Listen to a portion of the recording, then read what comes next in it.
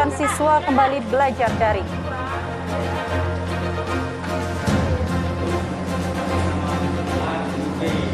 Enam 60 buruh korban PHK tuntut pesangon.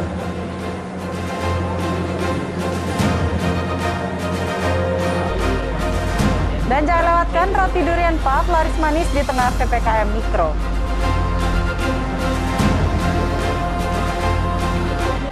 Pemirsa, inilah seputar di Sumsel selengkapnya.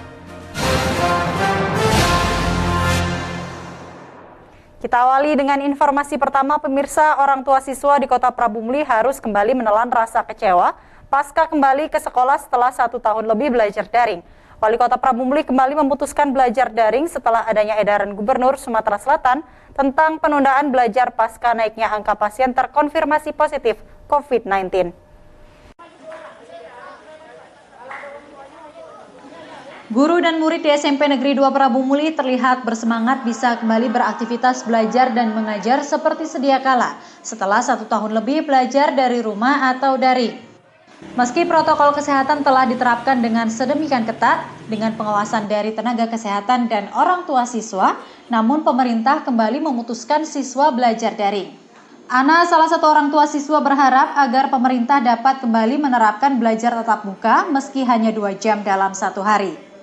Sekolah di Prabu Muli sendiri di hari pertama sekolah telah menerapkan 50% dari jumlah siswa dalam 1 kelas. Khawatir ya, cuman kalau kita di rumah saja anak ini gimana? Nggak ada kemajuan juga kan, dengan HP. Kalau bisa ya tatap muka walaupun seminggu sekali, nah, biar dia bisa belajar.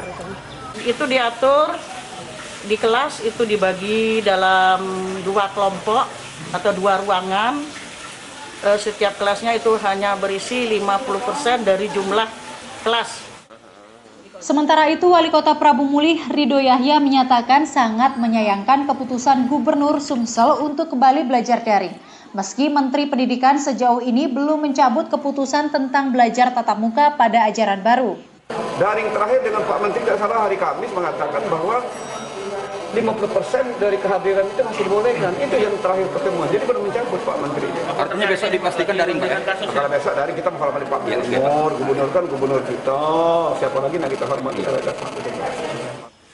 Dengan status zona orange, dengan perkembangan penyebaran virus COVID-19 yang tidak terlalu tinggi serta kepatuhan warga akan protokol kesehatan, orang tua murid berharap agar sistem belajar tatap muka bisa kembali diterapkan sehingga anak bisa kembali beraktivitas di sekolah. Dari Prabu Muli, Beri Brima, iNews melaporkan.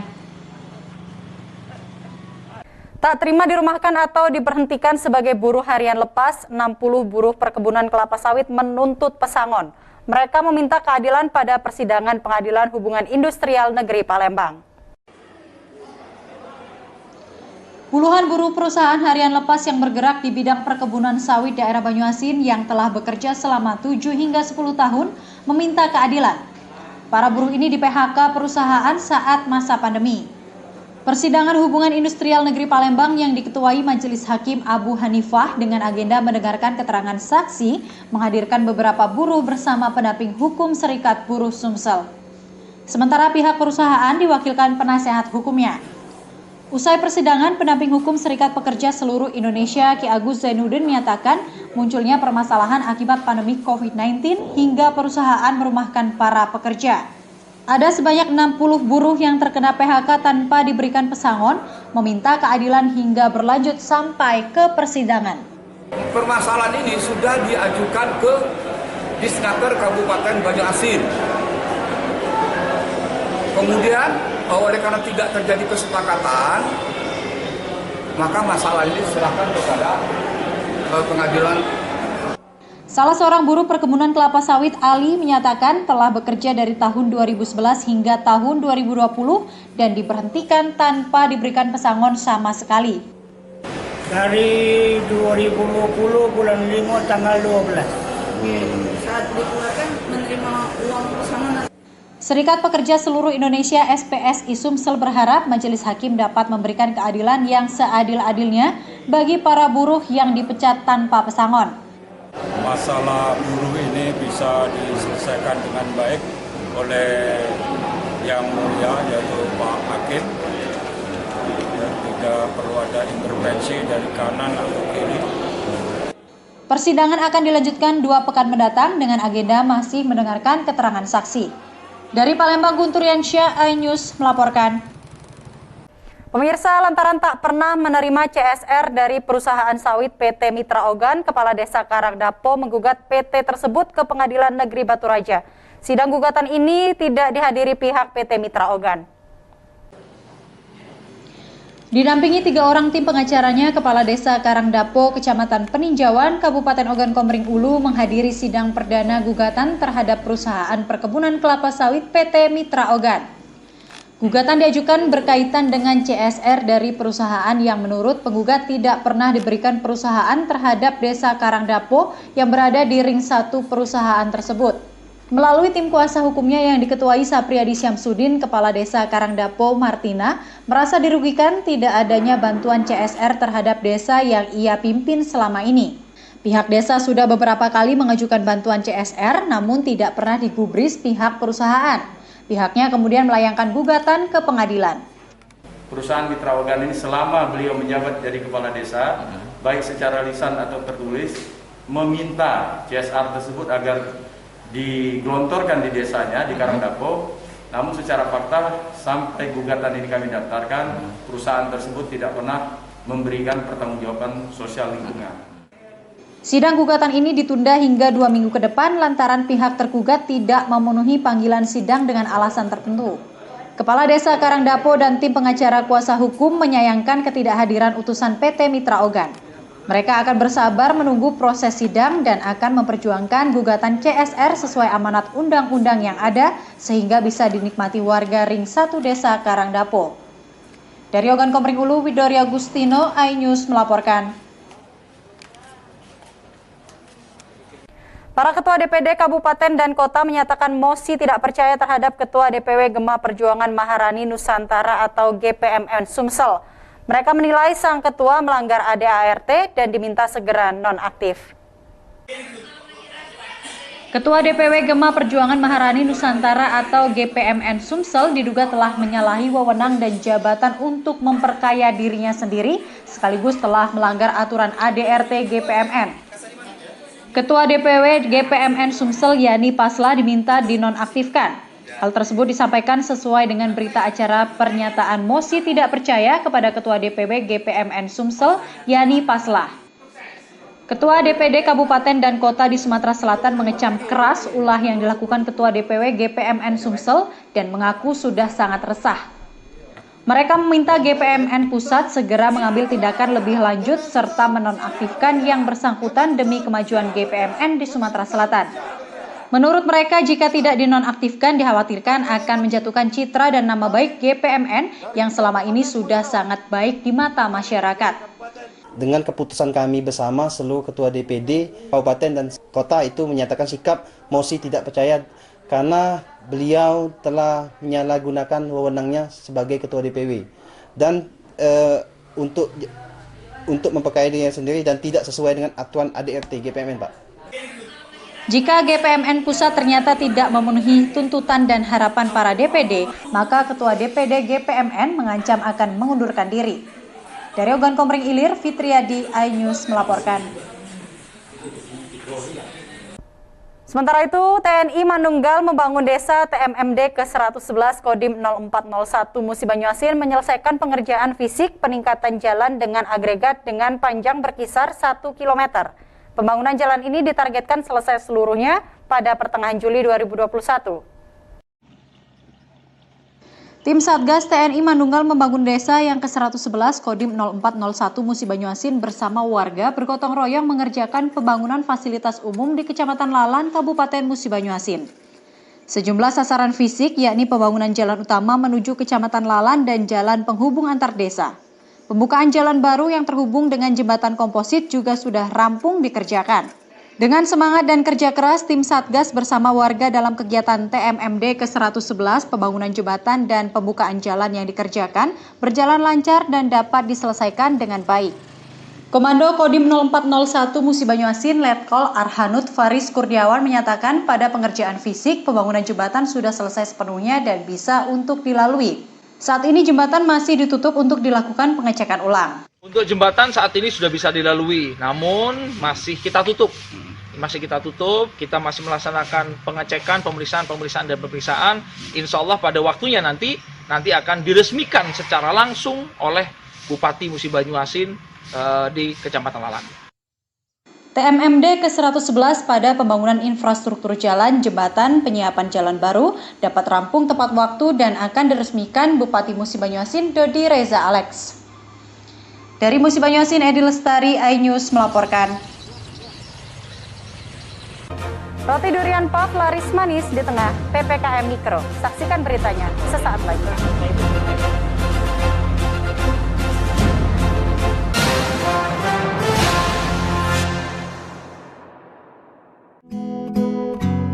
Terkadang hidup terasa berat,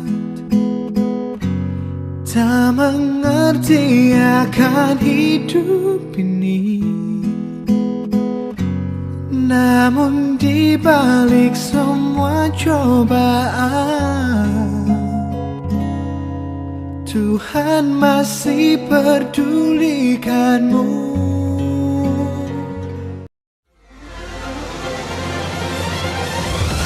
Tim gabungan kembali mengevakuasi korban kecelakaan bus Sriwijaya. Pemirsa, polisi akan mengumumkan hasil uji balistik penembakan gedung DPR. Pemirsa, razia minuman keras di Tangerang, Banten diwarnai kejar-kejaran polisi dan beberapa pemuda PAB.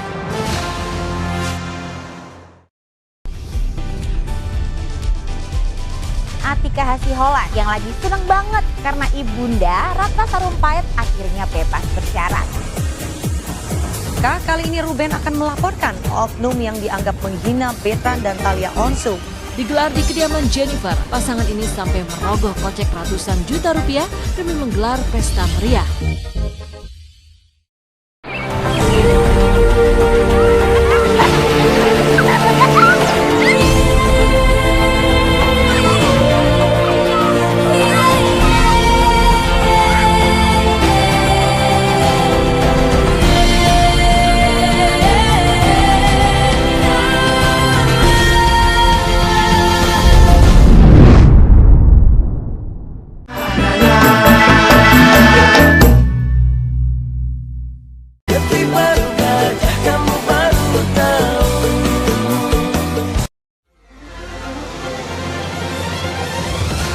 Gabungan kembali mengevakuasi korban kecelakaan bus Sriwijaya.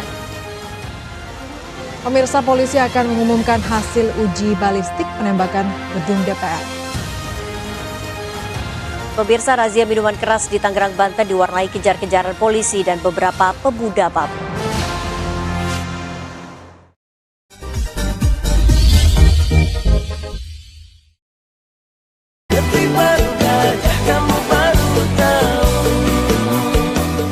Kuatlah hatimu hadapi masalah, tegarkan langkahmu hadapi semua. Yayasan Jalinan Kasih bekerjasama dengan Smile Train menyelenggarakan operasi gratis sumbing bibir dan langitan. Untuk pendaftaran hubungi Sekretariat Yayasan Jalinan Kasih 021 3983 6962 atau 021 3909 103 atau 021 3902 120 atau 021 3913 013.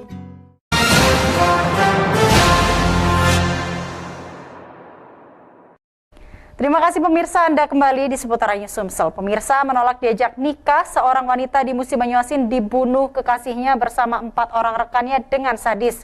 Diduga sebelum dibunuh, korban diperkosa terlebih dahulu oleh para pelaku. Dari hasil otopsi ditemukan luka tusuk dan luka lebam di tubuh korban. Tim Serigala Satreskrim Polres Muba bersama tim Spartan Crime Hunter Unit Reskrim Polsek Sangadesa menggerebek rumah pelaku pembunuhan dan pemerkosaan di Desa Panai, Kecamatan Sangadesa, Musi Banyuasin. 3 dari 5 orang pelaku langsung digelandang ke Mapolres Musi Banyuasin. Motif pelaku diduga sakit hati lantaran korban tidak mau diajak menikah. Pelaku yang dendam mengajak temannya memperkosa korban di areal kebun sawit, Desa Panai, Kecamatan Sangadesa, Kabupaten Musi Banyuasin. Korban diperkosa secara bergilir oleh 5 kawanan pelaku. Setelah itu korban dibunuh dan jenazahnya dibuang ke sungai. Berselang 1 hari, jenazah korban ditemukan warga mengapung di sungai tanpa sehelai pakaian yang melekat di tubuh. Ketiga pelaku yang ditangkap yakni AL 35 tahun, RH 26 tahun, dan R 16 tahun. Sedangkan 2 pelaku lain yang buron merupakan otak pelaku pembunuhan sadis. Wakil Kepala Kepolisian Resort Musi Banyuasin Kompol Irwan Andeta menyatakan ketiga pelaku ditangkap setelah pihaknya melakukan penyelidikan dan pemeriksaan sejumlah saksi. Dugaan sementara motif pembunuhan lantaran korban menolak diajak menikah oleh salah satu pelaku yang kini masih dalam pengejaran polisi. Dari Satreskrim yang langsung ke Satreskrim dan Polsek Sangadesa dapat kita temukan, ya, kita simpulkan telah terjadi peristiwa tersebut, yang mana kejadian tersebut kita amankan tersangka yang diduga berjumlah 5 orang. Ketiga pelaku dijerat pasal 340 KUHP dan pasal 285 KUHP dengan ancaman hukuman maksimal seumur hidup atau hukuman mati. Dari Musi Banyuasin, Edi Lestari, iNews melaporkan. Warga Kelurahan 9 Ilir, Palembang digegerkan dengan penemuan tengkorak kepala manusia. Tengkorak ini ditemukan pemulung di bawah jembatan Sungai Bendung saat mencari barang rongsokan. Warga yang heboh dengan penemuan tengkorak kepala manusia ini berbondong-bondong mendatangi lokasi kejadian. Tengkorak kepala manusia ini ditemukan seorang pemulung yang sedang mencari barang rongsokan di bawah jembatan Senin sore. Tengkorak sempat terinjak saat pemulung tersebut berada di pinggir Sungai Bendung, Kelurahan 9 Ilir, Ilir Timur 3, Palembang.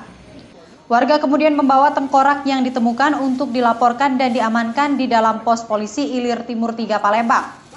Polsek Ilir Timur 2, Palembang yang menerima laporan mendatangi TKP sambil memeriksa tengkorak tersebut. Agus Rianto, warga yang ikut mengevakuasi tengkorak, menyatakan terlihat keramaian di lokasi kejadian. Tengkorak kepala ini sempat dikira boneka oleh warga. Sudah melihat di situ sudah ramai. Nah, saya penasaran juga lihat, ternyata dugaan kepala tengkorak manusia. Dugaan sementara cuma tidak tahu, makanya saya bawa ke polisi. Kanit Reskrim Mapolsek Ilir Timur 2 Palembang Ibtu Firmansyah menyatakan penemuan tengkorak diduga kepala manusia ini akan dibawa ke forensik Bayangkara Palembang untuk pemeriksaan lebih lanjut. Ini sementara masih di posko subsektor Ilir Timur 3, tengkorak ini akan kita bawa ke Rumah Sakit Bayangkara dulu. Polisi masih melakukan olah TKP dan meminta keterangan warga yang menemukan. Polisi juga melakukan pendataan terkait warga yang hilang dari data laporan kepolisian. Dari Palembang, Firdaus, iNews melaporkan. Pemirsa, saat ini Kota Palembang sedang menerapkan PPKM Mikro. Meski demikian, tidak menjadi halangan bagi seorang ibu rumah tangga, Mediam Aprianti, untuk berkreasi. Ia menciptakan roti durian puff yang diburu warga Palembang. Bahkan dalam sehari, ratusan roti ludes dijual secara online.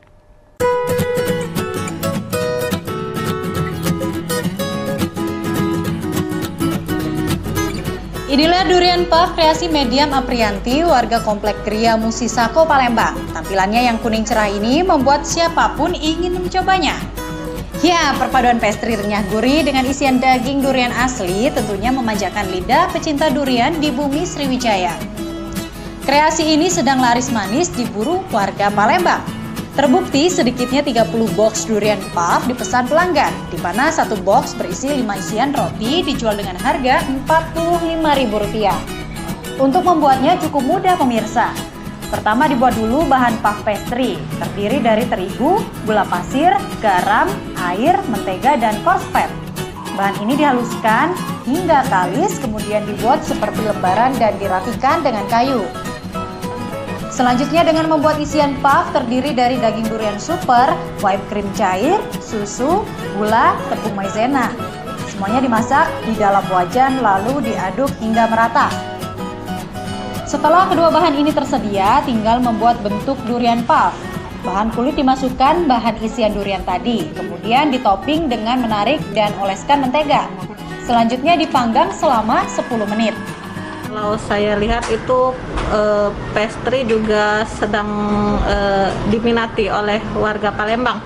Dan untuk itu saya mencoba mengkreasikan pastry dengan isian daging, dengan isian durian. Para pelanggan pun menyukai menu kekinian yang satu ini. Kulitnya crunchy, dalamnya lembut banget, terus duriannya terasa banget, isiannya itu kan durian asli, jadi enak banget. Nah, bagaimana pemirsa? Mungkin menu yang satu ini bisa menjadi pilihan Anda dan keluarga, atau Anda bisa membuatnya di rumah selama masa PPKM ini. Dari Palembang, Bambang Irawan, iNews melaporkan. Pemirsa, demikian sajian seputar iNews Sumsel hari ini. Terus saksikan seputar iNews Sumsel setiap Senin hingga Rabu pukul 5.30 pagi waktu Indonesia Barat. Dan bagi Anda yang hendak beraktivitas, selalu terapkan protokol kesehatan. Saya Catherine Ambarini, sampai jumpa.